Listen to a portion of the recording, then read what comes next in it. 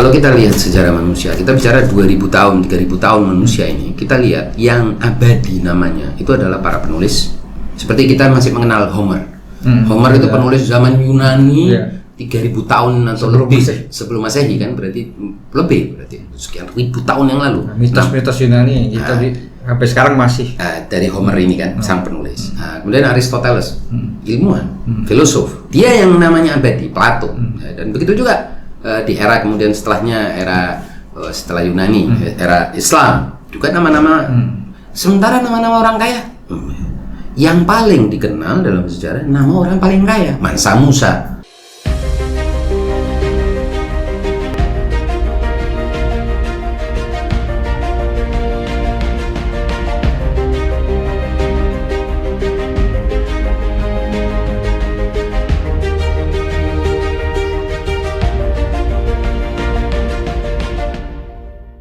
Assalamualaikum teman-teman, kita berjumpa kembali di channel Kupas. Pada kesempatan ini saya dan Ustadz Musa akan ngobrol tentang fenomena yang terjadi belakangan ini, yakni ditangkapnya satu persatu nama-nama atau orang yang kita kenal dengan istilah crazy rich. Ya, mereka memang selain kaya juga crazy karena benar-benar memamerkan kekayaannya yang sangat mewah, barang mewah, mobil mewah, rumah mewah, pelesiran tempat mewah di media sosial.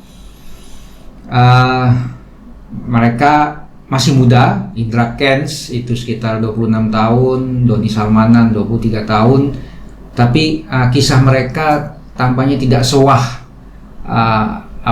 barang-barang yang mereka pamerkan, karena belakangan ini mereka ditangkap kepolisian dan disangka telah melakukan kejahatan, berbagai tindak kejahatan, penipuan, kejahatan terhadap konsumen karena mereka mempromosikan aplikasi yang tidak legal atau tidak terdaftar di badan atau pihak berwenang di Indonesia, dan juga kejahatan pencucian uang yang ancamannya konon atau dilaporkan maksud saya itu sampai 20 tahun.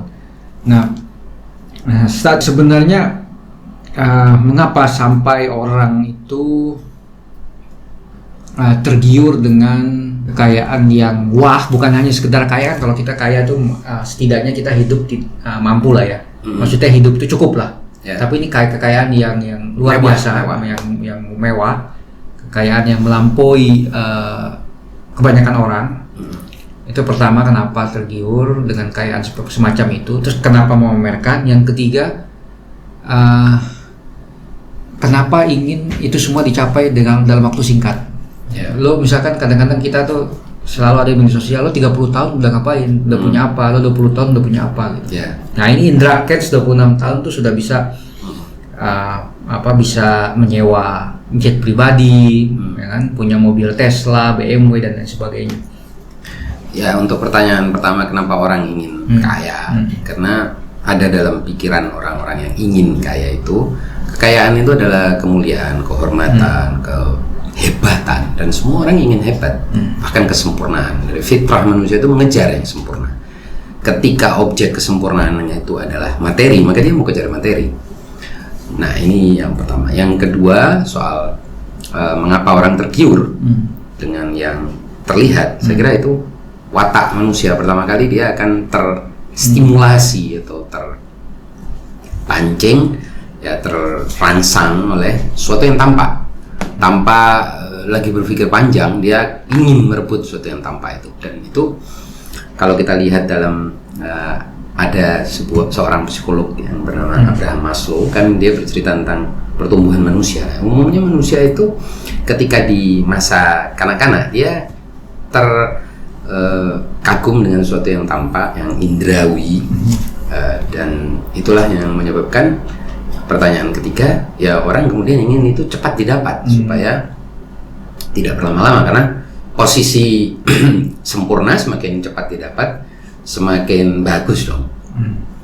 Nah, kemudian para guru akhlak atau para pakar etika mengatakan bahwa pertama, manusia itu harus mengubah dulu kesempurnaan itu mengubah dulu mindset dia tentang apa yang disebut sebagai kesempurnaan yang kemudian diharapkan melahirkan kehormatan, kemuliaan, dan kehebatan dan keunggulan. Itu harus diubah dulu. Kalau itu masih tetap materi, maka dia akan mengejar materi itu. Nah, disinilah seringkali para penipu itu bergerak karena dia menawarkan materi. Nah, padahal kita tahu materi yang benar, yang halal itu susah didapat. Dan tidak mungkin ada sesuatu yang didapat dengan begitu cepat kecuali dia melakukannya dengan cara yang tidak dilakukan oleh orang lain kan. Berarti kalau orang lain nggak boleh atau tidak melakukan, berarti ada masalah ini di sini.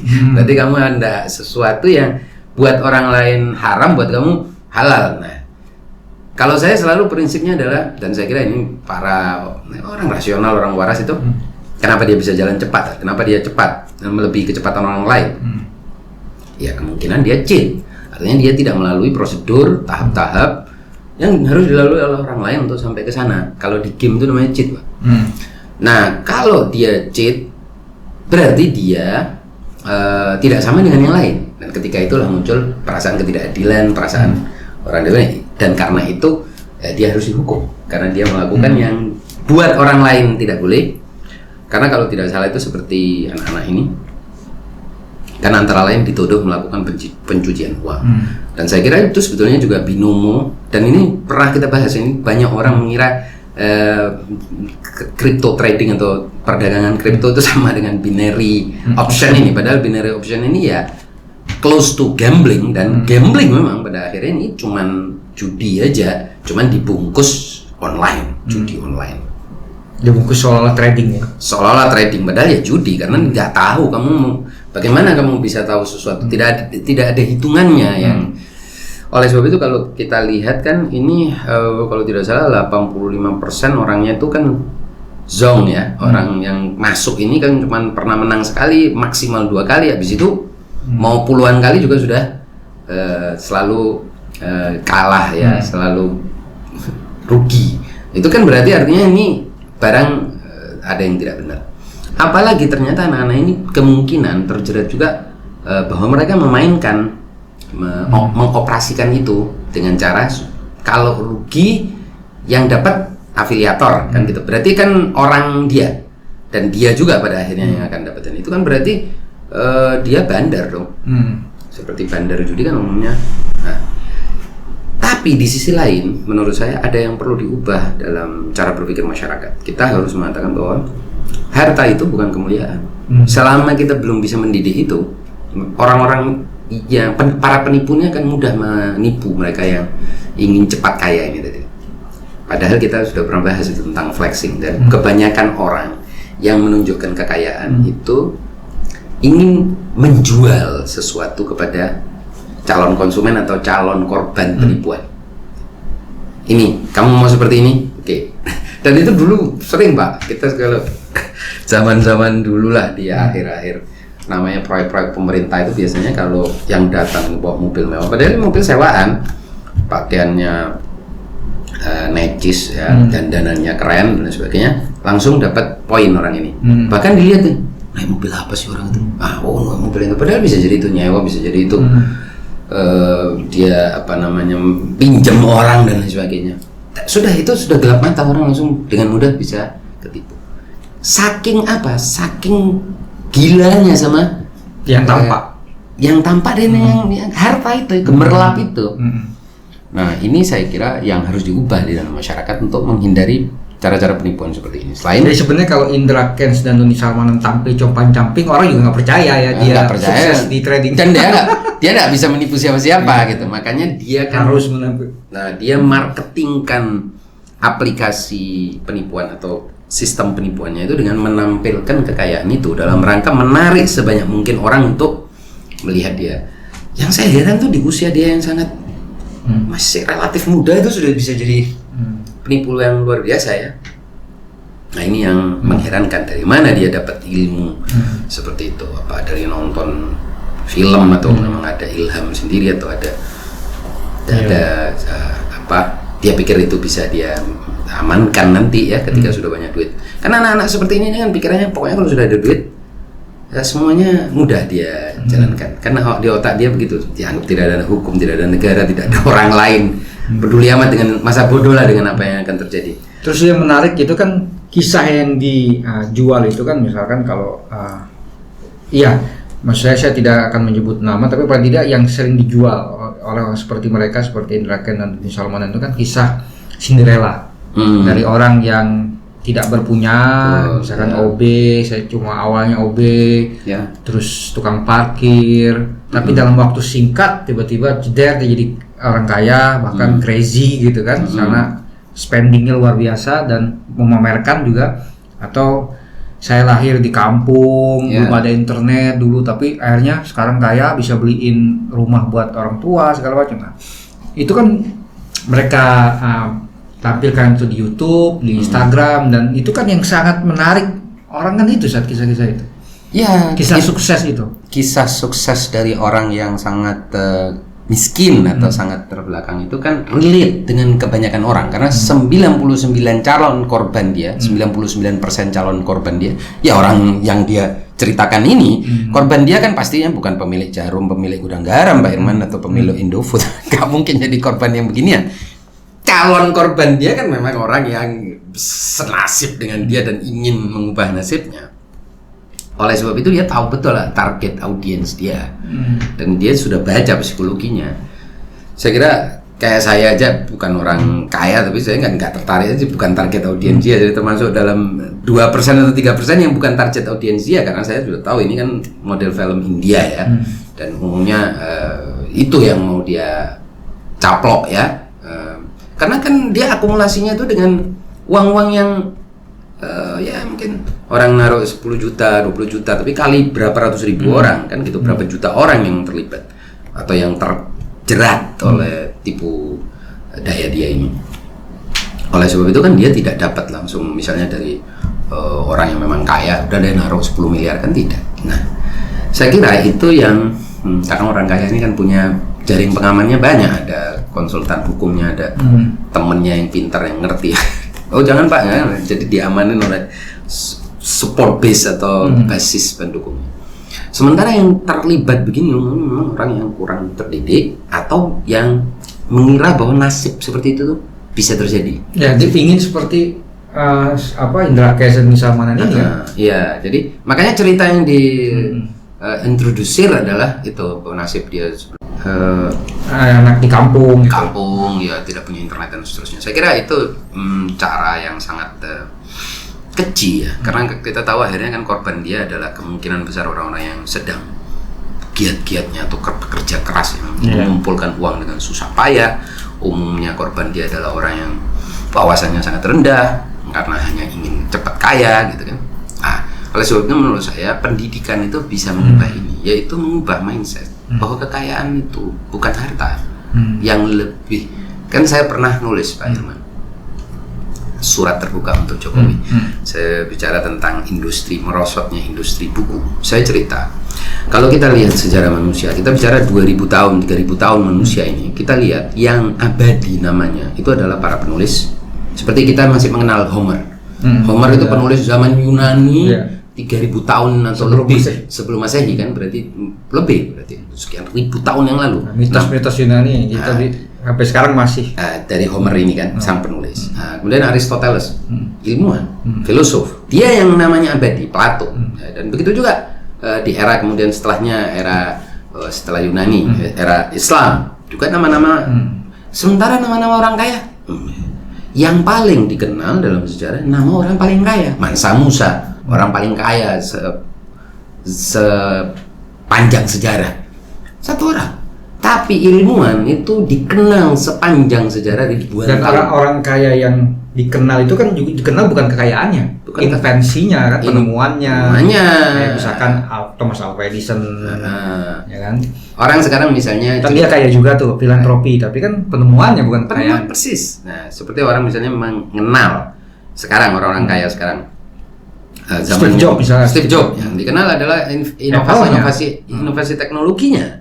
Kemudian juga Elon Musk yang dikenal adalah inovasi teknologi. Tapi orang kaya mati, banyak orang kaya yang tidak dikenal dalam sejarah loh. Ini cerita orang-orang kaya yang segitu banyaknya kan tidak dikenang dalam sejarah. Artinya manusia itu pada akhirnya harus tahu bahwa yang namanya kemuliaan sejati itu adalah kemuliaan yang mampu menerobos waktu. Itulah kekayaan manusia yang sejati. Kekayaan tidak lapuk oleh pergantian waktu atau perjalanan waktu. Ini kekayaan sejati manusia. Karena kan kekayaan itu sesuatu yang mengisi diri manusia dan tidak boleh habis. Kalau dia habis, kalau harta dengan mudah habis. Orang bisa hari ini kaya raya dalam pengertian harta, besok lusa bisa bangkrut.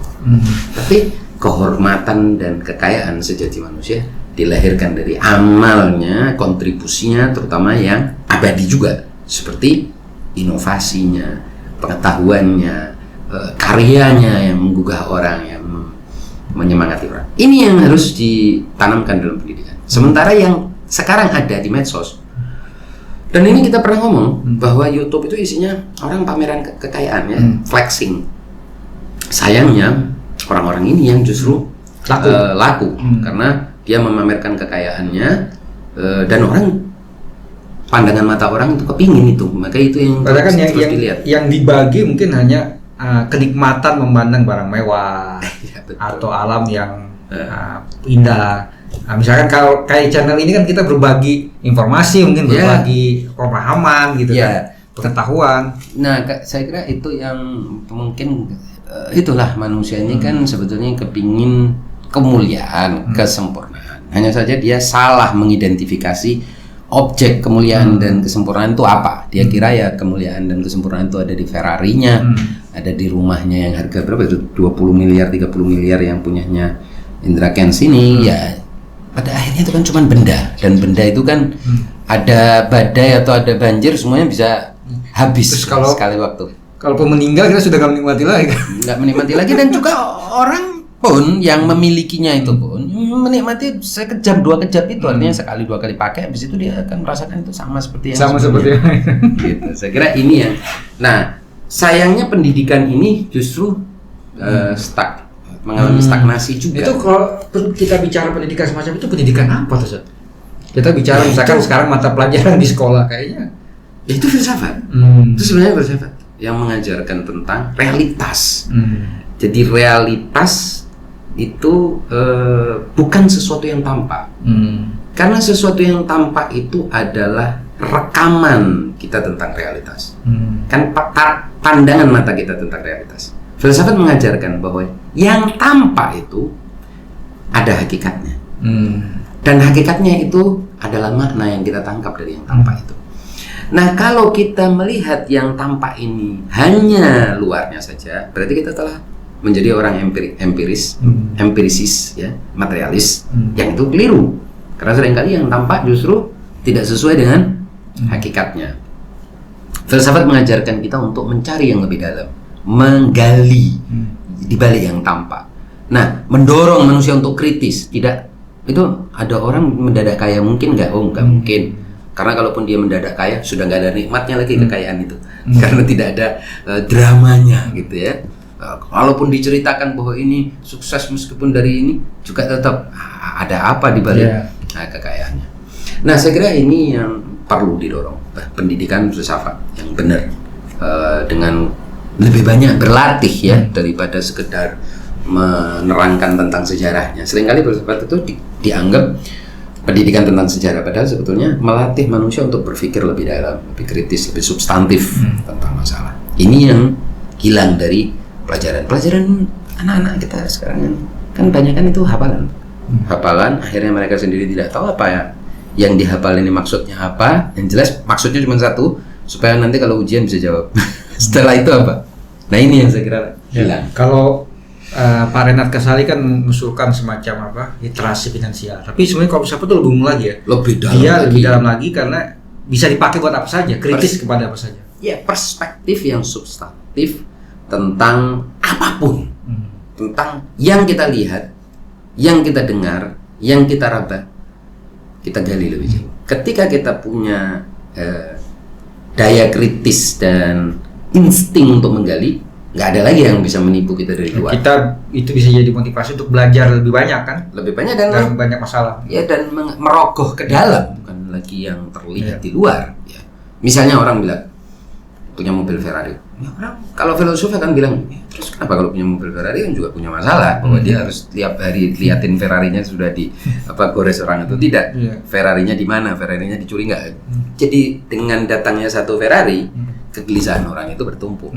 Kemudian satu Ferrari akan menyebabkan dia pengen Ferrari yang kedua. Belum pajaknya. Dikejar orang pajak.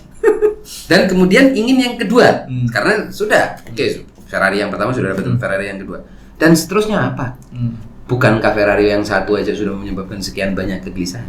Jadi pada akhirnya filsafat itu mendorong untuk orang mendekonstruksi konstruksi yang dibangun oleh sang penipu itu tadi. Jadi konstruksi yang hendak dia ciptakan di kepala kita, kita bongkar, kita cari antitesisnya sedemikian sehingga sang penipu tidak mampu menghegemoni pikiran kita atau menghipnotis kita. Dengan mudah kita bisa bilang, enggak, saya nggak kepingin seperti kamu, kamu aja jadi sendiri. Nah, kalau jualannya sudah nggak laku, penipu itu kan mati. Sama seperti saya ingat di zaman waktu saya kecil, saya kira juga Pak Irman juga ngalami di alun-alun biasanya ada tukang jual obat. Obat ini semua. Itu ada kita itu di zaman dulu waktu kecil dipanggil itu ada anak-anak kritis juga ya, anak-anak itu seumuran, dia bilang, ayo coba minum dulu obatnya. Dia jangan jual ke orang, maksudnya obat ini akan bikin apa? Udah coba minum bisa nggak itu? Itu sebetulnya saya kira daya kritis itu yang harus dipupuk. Makanya saya ini Pak Irman dalam mendidik anak itu kadang-kadang saya suka anak itu nakal. Artinya dia tidak selalu menerima semua omongan kita. Karena kalau sudah mulai menerima semua omongan kita, dia kehilangan daya kritis. Seperti anak-anak ini, Indra ini segala macam, kok bisa diterima omongannya bahwa itu semuanya milik dia, bahwa itu semuanya adalah kesenangan. Dari mana siapa yang senang sih punya itu?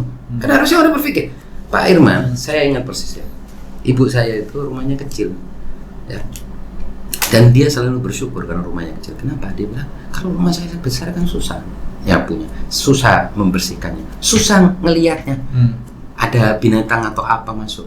Dan rumah kecil itu lebih simpel, lebih ini kan justru filosofi kesederhanaan itu ternyata nikmat. Ya saya bisa membayangkan influencer semacam mereka itu pasti bilang, ayo dong ikutan dong, kayak gue nih bisa punya ini, bisa punya itu, kamu juga bisa, ayo dong ikutan. Gitu. Padahal harusnya kita jawab, enggak, gue nggak mau, ngapain sih, lu aja punya begituan, gue nggak pingin gitu. Harusnya kita bisa begitu kan, kalau kita ada nakalnya. Nah, nakal istilahnya. Buat apa kita punya itu? Buat apa sih punya itu? Nggak punya juga nggak apa-apa, enak kok. Maksudnya, kemudian akhirnya orang itu akan belajar bersyukur. Kan begini aja enak, udah bagus, happy. Ngapain harus seperti lu? Gua kan saya, kamu kan kamu, urusan muda. Maka trik-trik mereka nggak akan jalan. Nah, apa yang bisa menghambat trik-trik ini? Saya kira ini trik ini akan terus kan. Akan lahir yang lain dengan atau yang lain. Kan sudah pernah ada sebelumnya itu ada investasi bodong yang sekian banyak yang apalagi sekarang media sosial kan. Iya, dan sebelum-sebelumnya kan sudah ada, apakah terkait dengan urusan akhirat, katakanlah investasi bodong urusan akhirat ataupun urusan cepat kaya. Saya kira semuanya dengan mudah bisa kita dobrak kalau kita ada kenakalan. Nah, mungkin istilah yang jelek kenakalan, tapi nggak apa-apa. Ya itu daya kritis. Kita bilang apa sih, kenapa sih? Nah, ini yang kurang, Pak. Makanya saya itu kalau ngajar, saya kebetulan ngajar sudah lebih dari 20 tahun kan. Jadi siswa saya itu seringkali orang Indonesia itu kurang bertanya. Jadi mengira dirinya sudah tahu. Nah, ini problem. Jadi kalau diomongin ya dengerin aja. Harusnya tanyain dong. Apa sih? Enggak seperti itu, kayaknya enggak gitu. Dengan membiasakan itu tumbang ini ilusi-ilusi. Terima kasih Zat atas penjelasannya. Demikian para pemirsa sekalian, obrolan kami tentang peristiwa terakhir ini, penangkapan satu demi satu atau dua Crazy Rich Indonesia yang diistilahkan begitu, yang ternyata didakwa atau disangka, maksud saya masih disangka oleh polisi telah melakukan penipuan dan pencucian uang serta kejahatan lainnya. Kurang lebihnya kami berdua mohon maaf. Bila taufiq wal hidayah. Wassalamualaikum warahmatullahi wabarakatuh.